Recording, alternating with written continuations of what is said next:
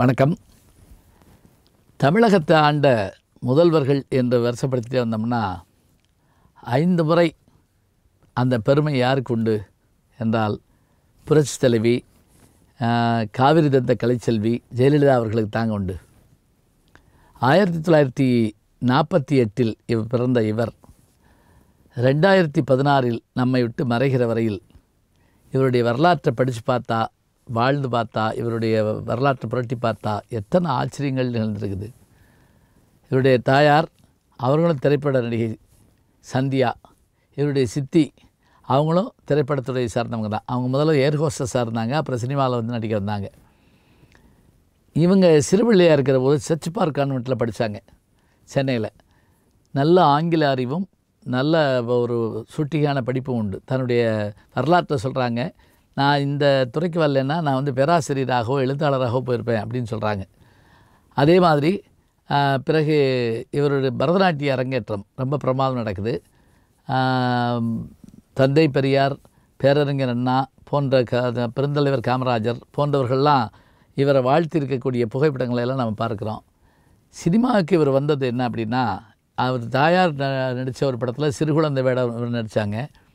ஆனால் தமிழுக்கு முதல்ல இவருக்கு வந்த படம் எதுன்னு கேட்டிங்கன்னா வெண்ணிராடை என்கின்ற படம் தான். டைரக்டர் ஸ்ரீதர் அவர்கள் அந்த காலத்தில் புதுமுகங்களை வச்சு ஒரு படம் எடுக்கணுங்கிறப்ப எடுத்தபோது அத்தனை பேர் அதில் புதுமுகம், ஆச்சரியமாக இருக்கும். அதில் முக்கியமான கதாநாயகன் ஸ்ரீகாந்த் புதுமுகம்தான், கதாநாயகி ஜெயலலிதா அவர்கள், அதே போல் வெண்ணிராட மூர்த்தி அவரும் அந்த படத்தில் தான் நடித்தார். இத்தனை பேரை கொண்டு அந்த படம் வந்தது. இந்த படத்தின் மூலமாக அறிமுகமாகறாங்க. ஆனால் அவங்களுக்கு பெரும் புகழை தந்த படம் எது அப்படின்னு பார்த்திங்கன்னா, புரட்சித் தலைவர் எம்ஜிஆர் அவர்களோடு சேர்ந்து அவர்கள் நடித்த 1000 ஒருவன்கிற படம் தாங்க. எம்ஜிஆர் அவர்களோடு அதிக படங்களில் நடத்த பெருமை இவருக்கு தான் உண்டு. அதே போல் சரோஜதேவி அவர்களுக்கு உண்டு என்றாலும் கூட பிற்காலத்தில் வந்து அதிகமான வண்ணப்படங்கள் நடித்த பெருமை இவர்களுக்கு உண்டு. எம்ஜிஆர் அவர்களோடு மட்டுமில்லாமல் சிவாஜி அவர்களோடையும் இவர்கள் நடித்த படங்கள் பெரும் புகழை தந்தது. குறிப்பாக எங்கிருந்தோ வந்தால் ஜனாதிபதி அவார்டு பெறுறதுக்கான தகுதி உள்ள படமாக தேர்ந்தெடுக்கப்பட்டது. சவாலை சமாளி அவர் நடித்த படம். அதே மாதிரி இந்த 2 பேர் தவிர முத்துராமன், ஜெய்சங்கர், ரவிச்சந்திரன் என்று எல்லாரோடும் நடிச்சிருக்காங்க. அதுலேயும் ரவிச்சந்திரனோடு இவங்க நடித்த நான், 3 எழுத்து இந்த படமெல்லாம் சில்வர் ஜூபிலி படங்கள் அப்படிம்பாங்க. 275 நாள் 300 நாள் ஓடக்கூடிய படங்களாக இருந்தது. ஜெய்சங்கர் அவர்களோடையும் சேர்ந்து இவங்க நிறைய படம் நடிச்சிருக்காங்க. இவங்கள்ட்ட ஒரு தனித்திறமை என்னென்னா, இவங்க தமிழ், மலையாளம், தெலுங்கு, கன்னடம், ஹிந்தி என்று எல்லா மொழியும் பேசக்கூடிய ஆற்றல் உடையவங்க. ஆங்கிலத்திலையும் சரளமாக உரையாடக்கூடியவங்க. தமிழ்நாட்டுடைய முதலமைச்சராக எம்ஜிஆருக்கு பிறகு யார் இந்த அகில இந்திய அண்ணா திமுக கட்சியினுடைய பொறுப்புக்கு வரணும்னு வந்தபோது இவர்களே பொறுப்பேற்று தேர்தலில் ஜெயிச்சு பலமுறை ஜெயிச்சு மக்களுக்கு எத்தனையோ நன்மைகளை செஞ்சுருக்கிறாங்க. எனக்கு ஒரு பெரிய மகிழ்ச்சி என்ன அப்படின்னு கேட்டிங்கன்னா, நான் ஜெயா தொலைக்காட்சியில் 18 ஆண்டு காலம் அங்கே பணியாற்றிருக்கிறேன்.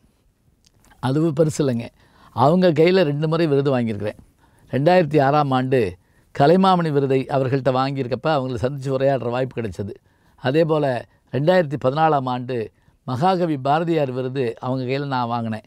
அத்தகைய பெருமை மிகுந்த அவர்கள் செய்த சாதனை அரசியல் உலகில் எத்தனையோ மறக்க முடியாத விஷயங்கள் உண்டு. குறிப்பாக பெண் குழந்தைகளுக்கு அவர்கள் செய்திருக்கிற சாதனை தான் ரொம்ப ஆச்சரியம். அதில் மடிக்கணினி தந்ததை மறக்கவே முடியாது. அம்மா உணவகத்தை எப்போதும் நினைவில் வச்சுருப்போம்.